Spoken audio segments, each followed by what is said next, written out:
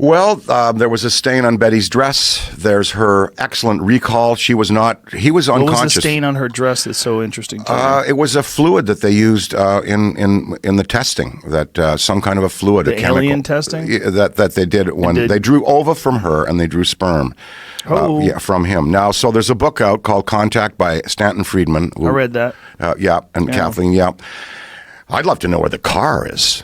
Where the Chevy they were driving. Oh, it where is disappeared? that? I don't know. I'd have to ask Kathleen where it is. Did it end up in a junkyard? Because there were marks on the back of the car as well.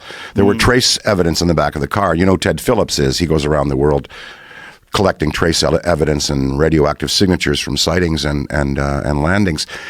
On the back of the car, there was a couple of marks, but it was Betty's. It's their credibility. Why would they want to bring this into their lives? And she was conscious, semi-conscious through much of it, and Barney was not conscious. He was unconscious. If you hear the tapes of Ben Simon's interviews with them under hypnosis, the screaming and he was just so frightened.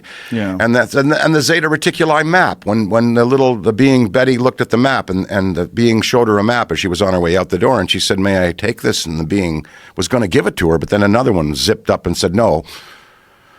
You can't have this." Zeta Reticuli is exactly the same place where Bob Lazar says they found those with the spaceships that they have at Area or S4. Well, the Little Greys, Zeta Reticuli, Barney and Betty's abduction. You had Marjorie Fish, an amateur astronomer. She took the memory of Betty's.